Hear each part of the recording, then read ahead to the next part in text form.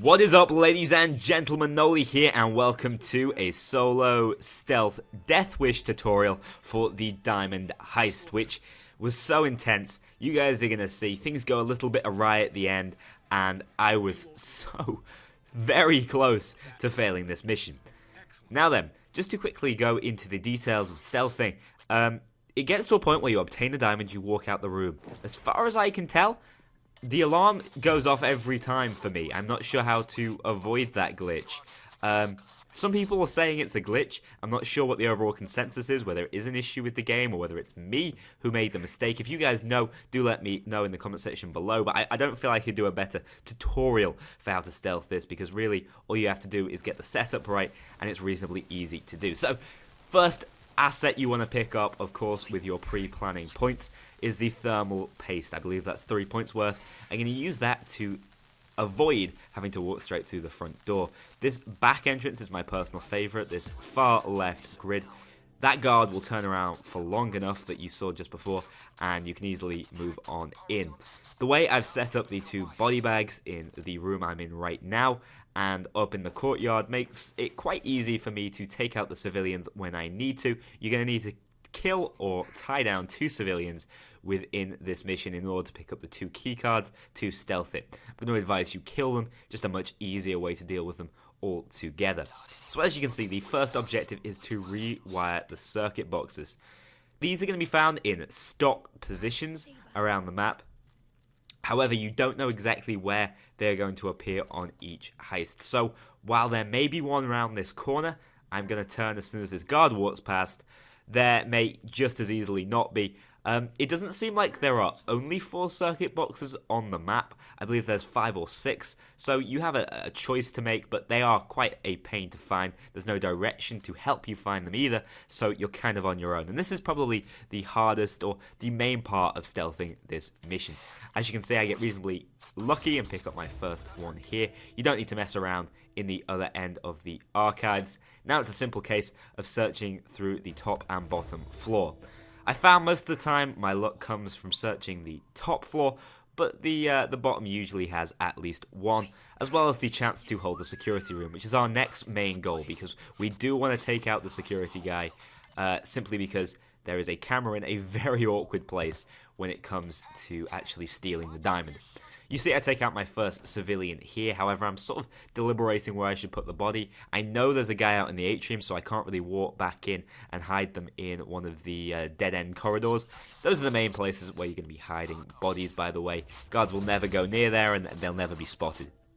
But I do find one of these power rooms. Occasionally these can be rooms where the security is found, or it's one where you will find the circuit boxes.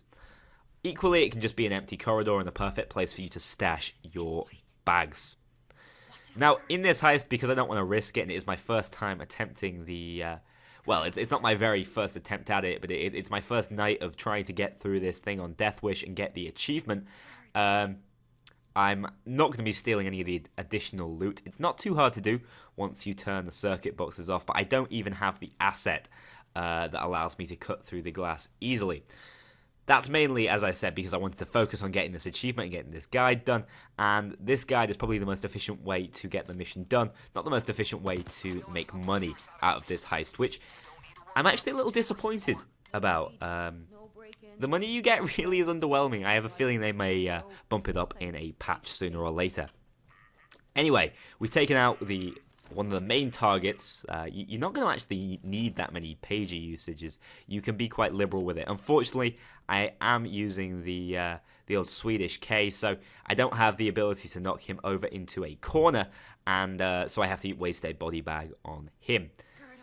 One thing you may note about this mission, while the guards can come from many different angles, the maps are also set up in a way where there's enough objects and debris around to cover sight lines and quite easily move around, even though there are a lot of guards on the map, and that means you don't have to kill them all.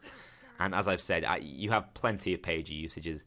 I don't tend to use more than 2 per mission. I don't know if I even use 2 on this one. It depends on how many slip-ups I make. But you'll notice I will keep moving around from power room to power room. There's quite a methodical way of doing it if you follow my route. Of course, you might not have the circuit boxes in the same positions, but you're going to cover the main positions by following this way anyhow.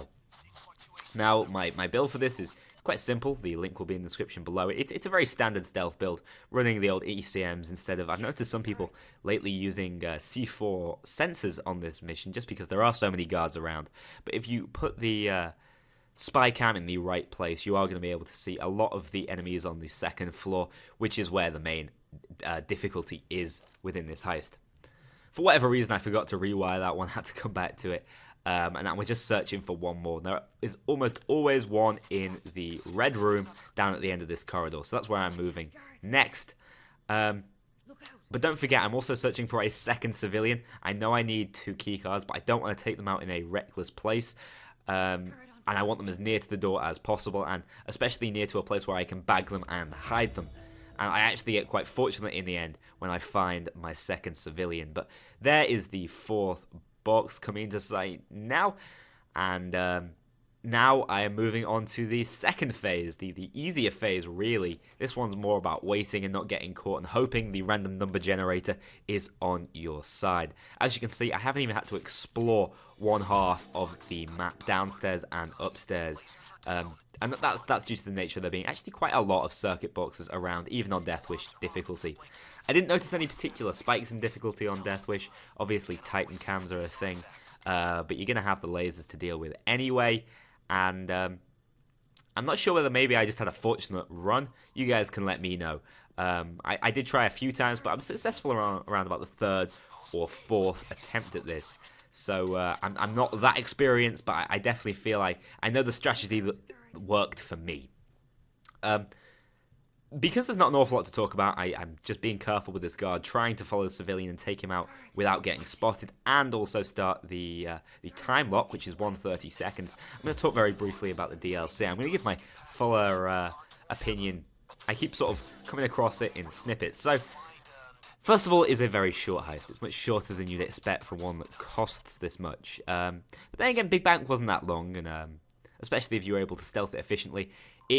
If I had taken one of the immediate options, the heist could have been only about, I don't know, 11 minutes in total. But it does drag on a little longer because you'll see later on I wait for the perfect grid on the puzzly section where we have to get across to the diamond. But as you can see, I'm able to take the civilian out easily now and move the body into a nearby corridor, which I know I've already opened up when I did one of the circuit boxes. But as I said, this DLC, it's disappointingly short. Not disappointing as in it particularly bothers me, just that the value for money seems to be lost on it. I think it's such a well-designed map. I really do, and I just think people are going to complain because it's short, about 15, 16, 17 minutes, even on the higher difficulties on Deathwish. Probably not on Deathwish, on... if you go loud, probably not on Deathwish difficulty though. It probably takes 25, 30, which is about the standard time for a difficult single-day loud mission on Deathwish.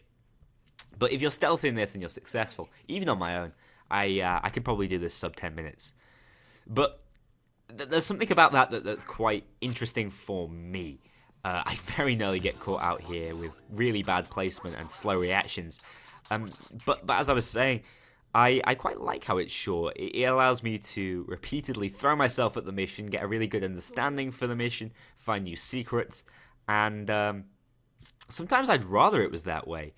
There's an awful lot of replayability, especially if you stealth this mission, given the random nature of these circuit boxes, the random nature of the guards, and there are so many guards. The fact that there are so many, whereas with Big Bang there were loads of civilians, guards are the theme for this DLC heist. And now here's one of the harder parts, again, moving back, stepping up to difficulty. This is a very open room. You're going to have a tough time moving your way around, first of all, to the second time lock. Seems odd how there has to be two. But it's a really nice looking room, by the way. Aesthetically, it looks lovely. I love the Egyptian theme. But I was actually very lucky with the positioning of these guards. Even though it's very open, I have 3 concealment. Or 3 visibility, very high concealment, I should say, and they're not able to spot me at all. all you're going to want to do is consistently, as irritating as it is, I do love Clover's voice, but when she keeps calling out guards, it does get on my nerves a little bit. You want them consistently highlighted, because you want to watch their patterns. You don't want to get yourself caught out and particularly sandwiched between two of them. Do keep in mind, though, if they do get too close to comfort, you can quite easily jump off the banister. You want to keep the high ground most of the time and take cover behind one of these statues or the cases. As I said, this heist features an awful lot of objects that you can hide behind and break sight lines. It's another 1 minute 30-second wait before we're into the main room, and we can steal the diamond. So not an awful lot to talk about there. I'm actually going to speed this bit along slightly.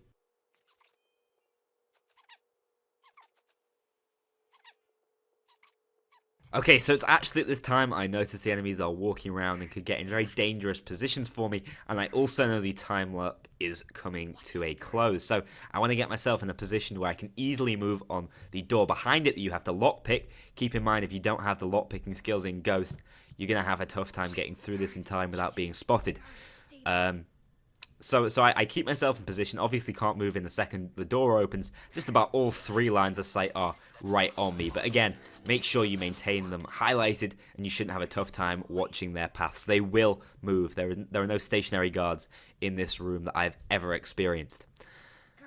So, as I was sort of vaguely talking about, the DLC has such great replayability, such great level design, that I don't find it a chore to play it over and over again. Eventually I will, but I still find it a very good purchase. It's got... I know I say this every time, but this time particularly, it might just be my own love for God's mythology. Smite as a game, for example. I love the maths. Couldn't do me any better than some mythological maths. So and they just look so good. The patterns and materials also look excellent.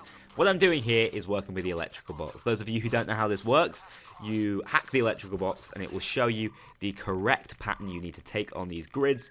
Very similar to lots of memory puzzle games you see, even in Skyrim, for example. And you want to get the most memorable pattern possible. I could have taken that one, I believe, but I'm actually going to cut it out a little later. And as you can see, I get a perfectly straight line. So I'm not going to not take that, am I? I run up this as quickly as I can, jumping over that rock, making sure I don't accidentally hit one of the incorrect plates.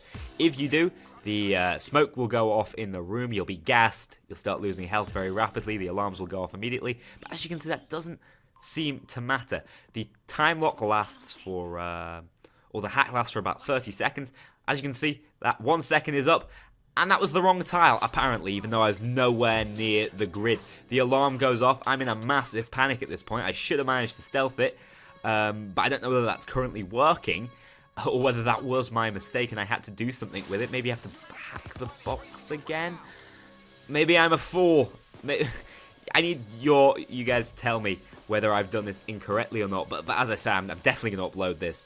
It's a very solid tutorial, I feel, for the method you gotta use. And also, this bit is crazy. I call in the helicopter and I am like, I can't fight.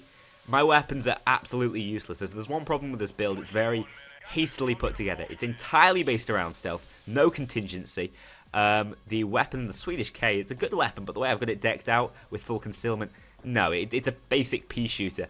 And then my primary, I think, is the Car 4, and I don't really think that's going to do a dent on Deathwish difficulty. So at this point, it's just a case of me trying to stun lock enemies, move out of line of sight, and particularly stay away from tasers, which you'll see I spot there. Moving around, I want to either hide myself, which I originally think of here as I pick the lock, but then I realize I cannot back myself into a corner, and I'm beginning to think, oh my god, this won't be uploadable if I don't complete it. And I do think I got pretty close to a perfect stealth tutorial. And I am, you can see the panic in my play at this point. I'm just shooting for the head, trying to keep them stunned and not let those bullets damage me. But I forgot actually using the rogue perk deck, I believe, which means I am dodging like a madman at this point, making sure those bullets don't hit me, and I'm very fast, able to throw a bag quickly in. We are done. That is it. For whatever reason, even on Deathwish, the diamond is worth $150,000. I'll let you guys know that originally it said something like 120 million, but what do I know? Anyway, guys, thanks for watching. Hope you enjoyed the tutorial. See you all in the next one.